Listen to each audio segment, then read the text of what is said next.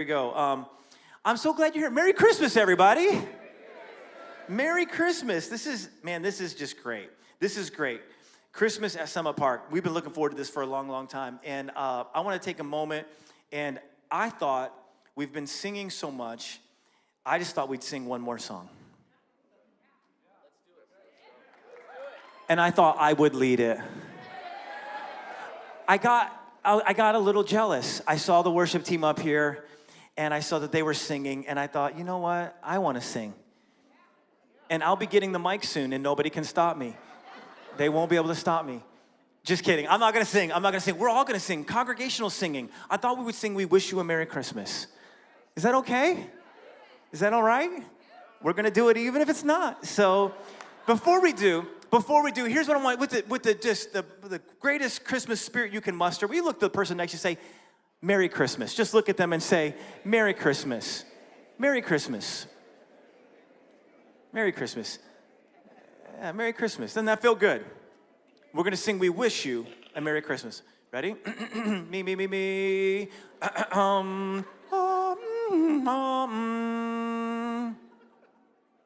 We wish you a Merry Christmas. We wish you a Merry Christmas and a Happy New Year. Now pause for a second. You guys are way too still. We wish you a Merry Christmas is like there's lots of movement. There's lots of Merry. There's no Mary. Okay? All right, let's try that again, all right? With movement. What do you say? Más fuerte. I don't know what the musical term is. There it is, whatever it is. Okay, here we go. And we wish you a Merry Christmas. We wish you a Merry Christmas. We wish you a Merry Christmas and a happy... Good, all right, very good. Give yourself a hand, that was fantastic.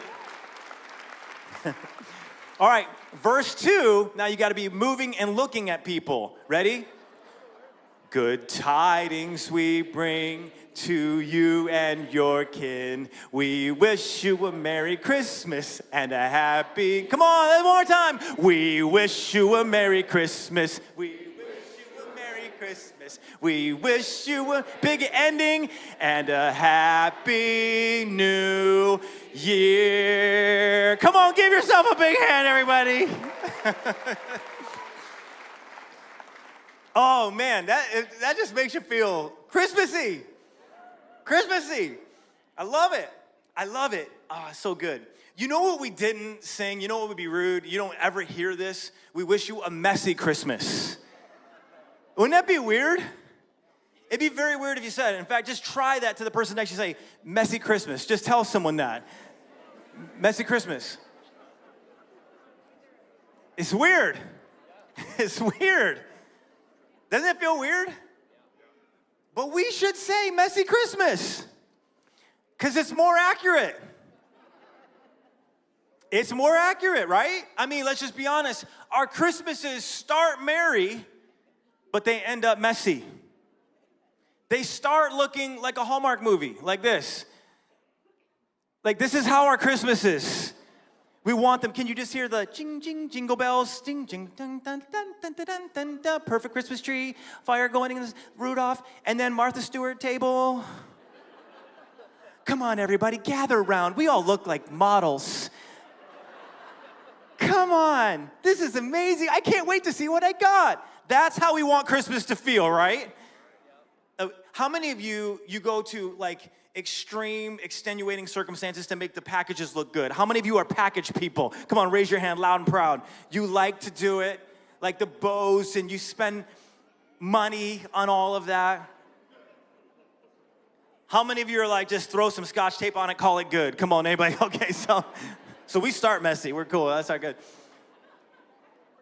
So we want our stuff to look good, and the table's set, and everybody comes over, and everybody's wearing their nice clothes. It starts merry, but it ends up looking like this right here. This is what Christmas always ends up looking like. Does anybody relate to that picture right there? I really love how honest. We couldn't find B-roll, by the way, of messy Christmas because nobody wants to record that and put it online. So we got pictures though. I love the Donald Duck like plate down there. I don't know if it's just random. The food is all up in there. And it's either a mom or a dad who's just given up on the couch. So it starts there. Okay, let's look at what the food looks like. So it starts Martha Stewart. It looks a little trashed out there. And then here's another, this is during look at the little guy in the green jacket down there. He's like, oh, that's how we feel sometimes. And then sometimes even Santa gets worn out. Sometimes even Santa's like, this is too much.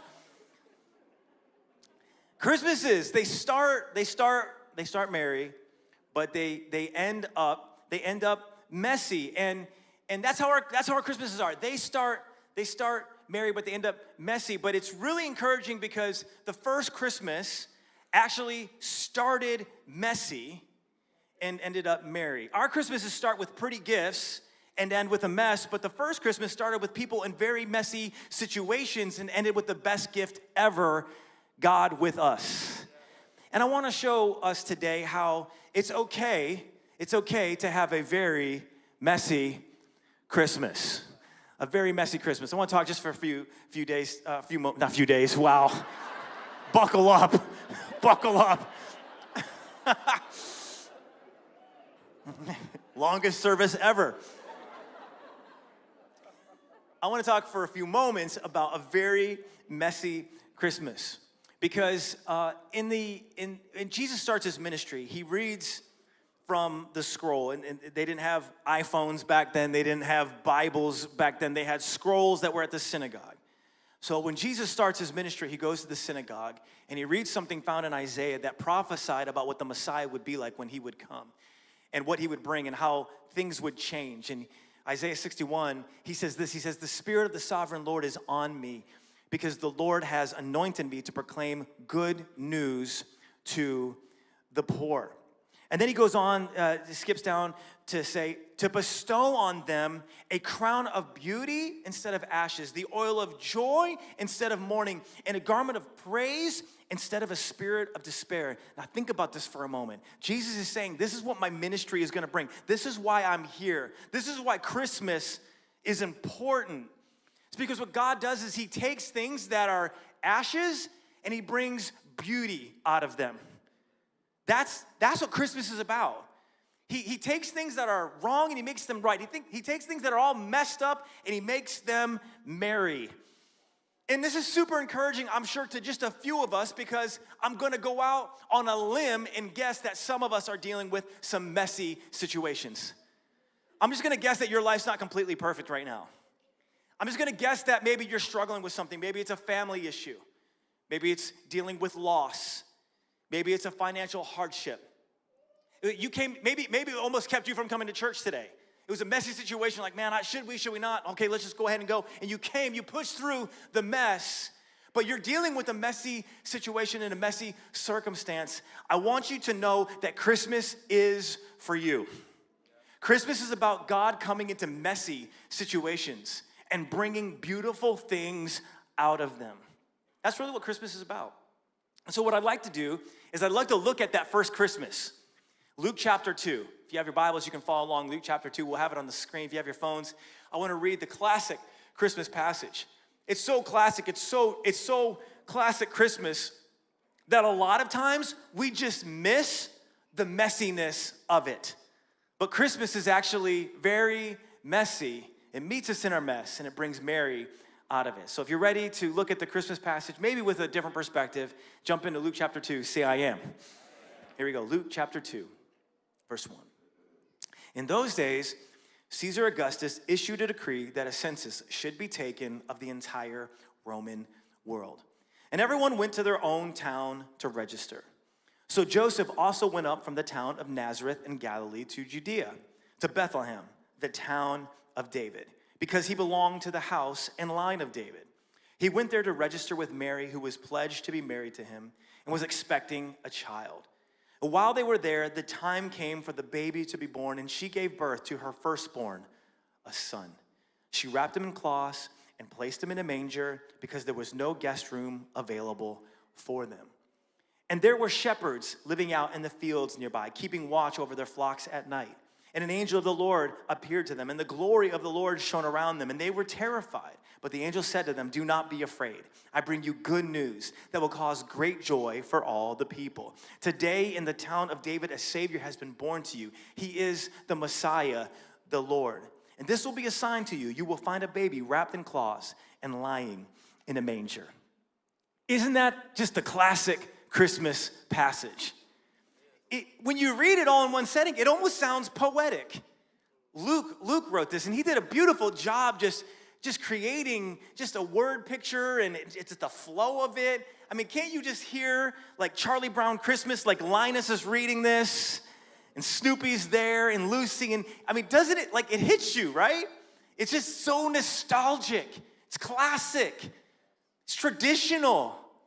Do you know what else it is? It's messy. It's really, really messy. Let me show you a few ways at how messy this situation is, or this passage is. First of all, it was a messy time. It was a messy time. It was messy politically. Luke 2 in verse 1 says, "In those days, Caesar Augustus issued a decree." We read that, and it almost sounds Disney, right? In those days, Caesar Augustus issued a decree. And Elsa comes out, Anna comes out, Olaf's there. You know, you just kind of picture it. But this is not pretty. This is actually really, really terrible. Caesar Augustus, Rome had occupied Israel. Think about this for a moment. This is like another country coming into America and taking us over. And then imposing heavy taxes on us.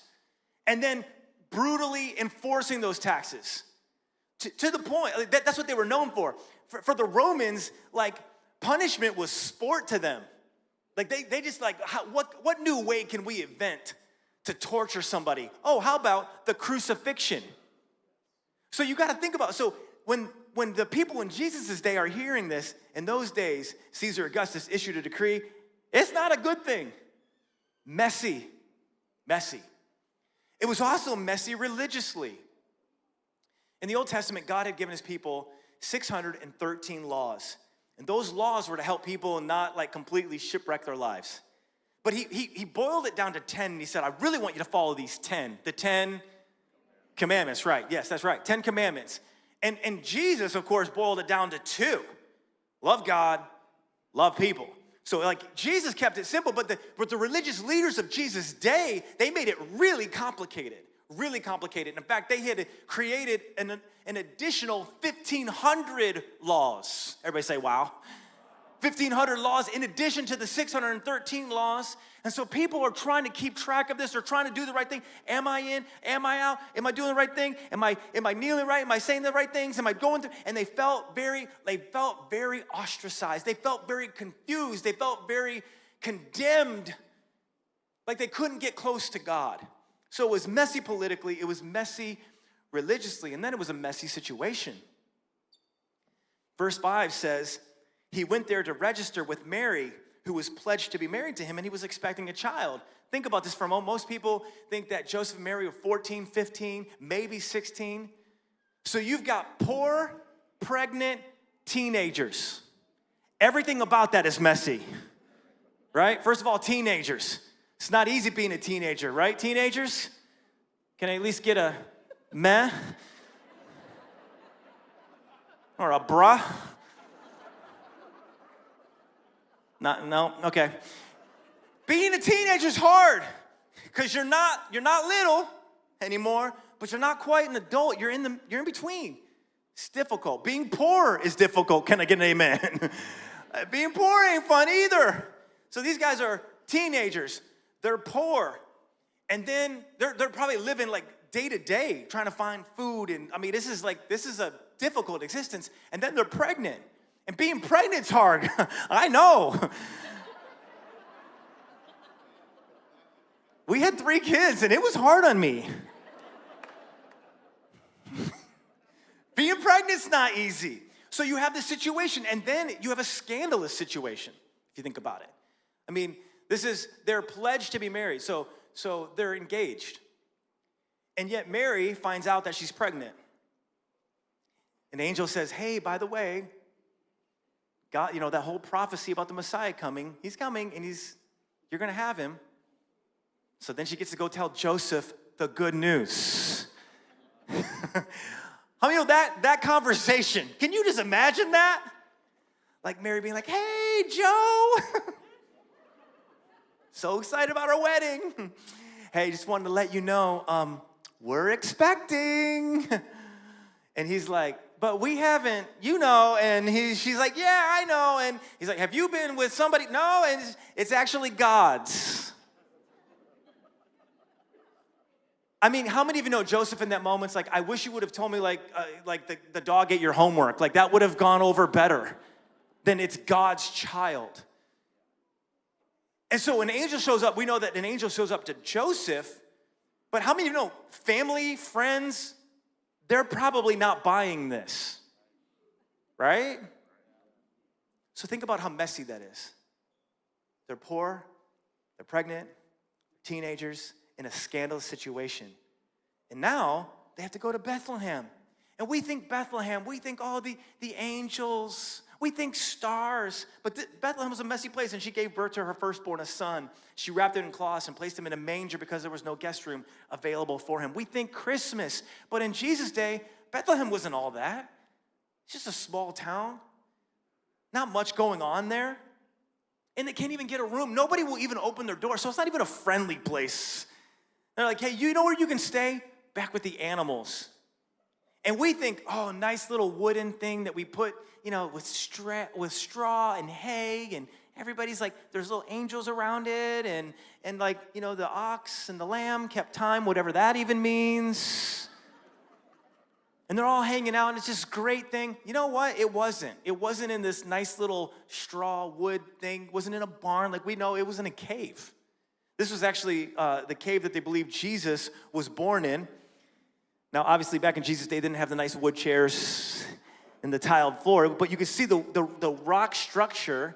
It probably looked a whole lot like this. This is actually found in that area. This is where animals would be kept. So you got to think, when you think Jesus being born, think about this and see those little windows on the side. That's where they put the straw for the horses to come eat. So that's where Jesus is hanging out. It's a messy place. Probably not very sanitary. And we sing Silent Night, but how many of you know it probably wasn't very quiet? Ever been in a labor delivery room? It's not quiet. The baby's crying, should be. The song says, no crying he makes. That's a bad thing. That's a bad thing when the baby's not crying. You want the baby crying. And Mary was probably screaming. And the animals are probably like they're freaking out too. It's a messy, messy place. And then there's messy people. There's messy people. Because verse 8 says, and there were shepherds living out in the fields nearby. And we think, even saying it right now, I'm like, that sounds so sweet. These people, they're living out in the fields because they can't live in the city. They can't live in the city. They're ostracized. They're other. Because of their profession and their background, they're considered dirty. They're considered unclean. They can't get to God. They can't even get close to worship. They can't get close to everybody else. What everybody else is doing, they feel like they're on the outside looking in. And yet, it's in this very messy time, messy situation, messy place, and the messy people that God shows up. And I think it's with great intentionality, because God is saying, hey, I want to do something in the midst of your messes. In fact, that's why Jesus has come. He hasn't come to make perfect people more perfect. He's come to save people who realize that they're not perfect at all. And they could never be. That's the message of Christmas. God showing up, and these angels show up to these messy people with a message of salvation. Do not be afraid. I bring you good news that will cause great joy for all the people. Good news that will cause great joy. Let me ask you, is that how you view God? Do you view God as good news that will cause great joy? Because I'm going to venture to say that the shepherds did not view God as good news. They probably viewed God as mad at them. They probably viewed God as like just ready to take them out. They've been on the outside, but now they're saying, no, there's good news. See, you have been on the outside. You have been in your mess. You have been living away, but there's good news that's going to cause great joy. When you come back to God and you get in alignment with who he is and what he has for you, it brings great joy. It's actually what you're looking for. It's what you've been made for. That's what this whole thing is about.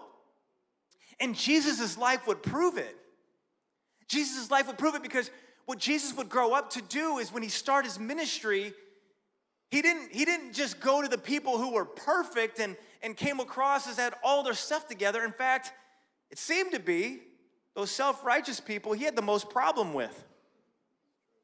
No, who Jesus went to were the down and outers. Jesus went to the poor, the disenfranchised. He went to the prostitutes. He went to the mobsters. He said, I've got good news that will cause great joy. God is now with you. You've been disconnected, but now he is bringing you close. This is what Christmas is all about. And it's what Christmas has always been all about. Even before Christmas happened, in Isaiah 8, hundreds of years before Jesus would come. Isaiah 9, classic Christmas passage. But the context is very important. Let me show you Isaiah chapter 8. Look at this. This is the context that the Messiah will be born.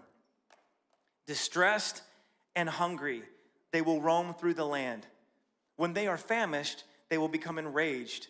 And looking upward, will curse their king and their God.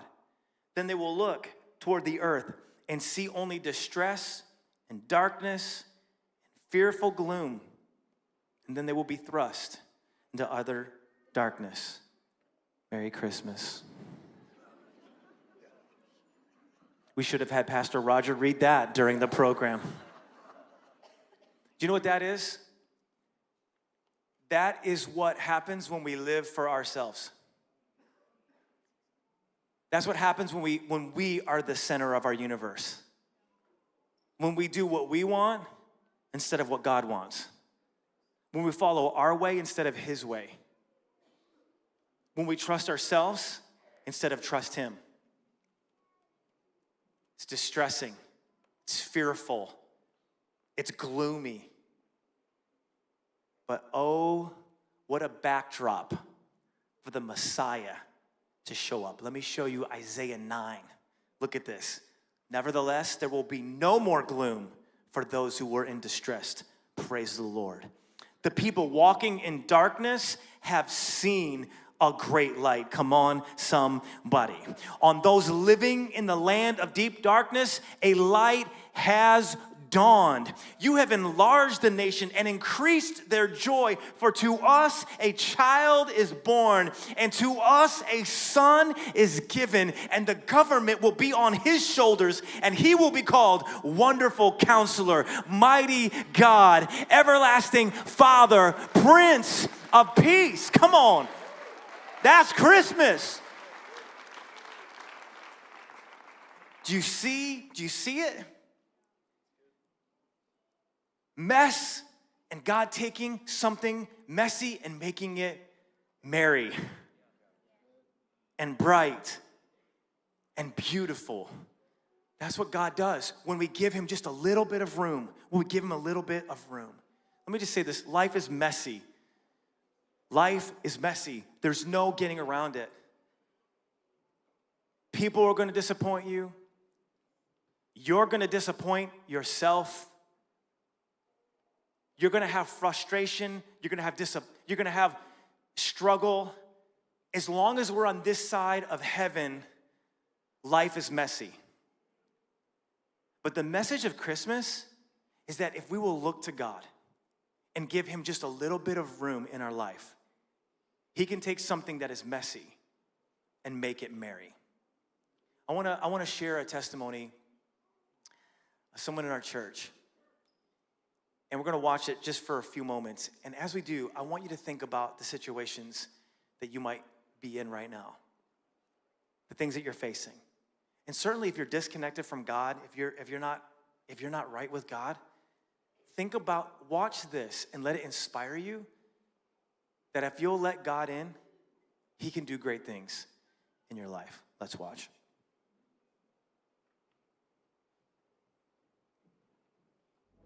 My name is Spencer. This is my wife, Caitlin. We've been together since 2006, and she still lived in Missouri, and I lived in Tennessee. I decided to move out to Missouri. He was in the Marine Corps, and he deployed in 2008, and so we had to postpone our wedding till 2009 when we got married.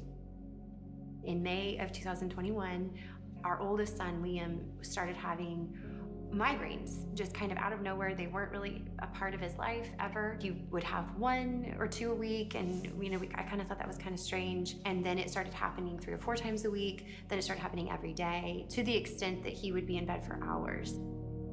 And I remember explaining it away, trying to figure out any other reason that this could be happening. And I thought, oh, for sure he needs glasses. And I remember sitting in the ophthalmologist's office, and I just wanted her to say, it's his eyes. He needs glasses. Here's the solution. Here's the fix. And I remember just feeling like I was going to throw up when she said, oh no, his vision's perfect. We don't know why he's having these headaches. You need to get him into his medical doctor. And so took him in right away, and his doctor was very concerned, obviously, because he was a happy, healthy kid a month ago and then was having debilitating migraines for hours. That led into a really, really, really deep depression. And I remember just holding him and wanting to be able to fix it. And for the first time in his life, I couldn't fix this for him. I couldn't do anything about this. It was just so frustrating as a parent to know something is seriously wrong, but we don't know what to do. We can't help you. We can't help you.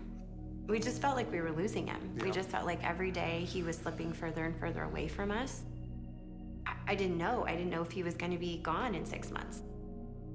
I just remember feeling so isolated and alone, and that's when I felt, I guess, just desperate enough to bring it to my life group. I remember our life group leader, she prayed in a way that I had never heard anybody pray. She prayed with expectation of God hearing and moving and acting. So it was 12 months of in the trenches praying over this and not giving up on this. And so in June of 22 was when we went to a worship and prayer service and just approached God again with our child. And I don't think there's anything more challenging as a parent than to just let God actually have your son. We believed God could do more, and he did a lot more. What was kind of, 3 to 5 times a week of really just being in bed depressed turned into kind of maybe 3 to 2 times a week, and then maybe just twice a week, and then just maybe once a week. And it just felt like a retreat, like the enemy was just retreating and receding, and that we were getting our son back, like the light was coming back into his eyes. And the opportunity to be baptized came that fall. He was like, I'm on board for that. Let's sign me up for that, because I know God healed me. I know God redeemed me. I know God rescued me and set me free from this depression that was dominating my life. He's a lot happier. He comes up to us all the time, says, man, I love my life, Dad. I love my life, Mom. We came out from a season of a time with no hope, where things looked horrible, to now being healed from that. I think one thing the Bible is very clear about is that God does care.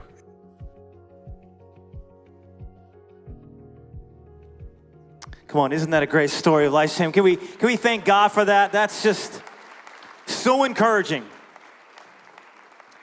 So encouraging. And I just want to encourage you, if you're dealing with a messy situation, if you're dealing with a situation that is so far from ideal, and it has been messing with you, I want you to know that God can do something. God can do something. For real, he can. And that's the whole point of Christmas, God with us. God saying, I see you. I see you. That's why I love one of the verses in O Holy Night, long lay the world in sin and error pining, just a struggle, striving till he appeared. and the soul felt its worth. That's Christmas. God's seeing us in our struggles. We get to experience that. You can experience that. So if you're dealing with something today, I want to encourage you, look to God. Look to God and respond to his invitation of grace, because that's what the shepherds did. The shepherds, all they did was say, they're like, who, me?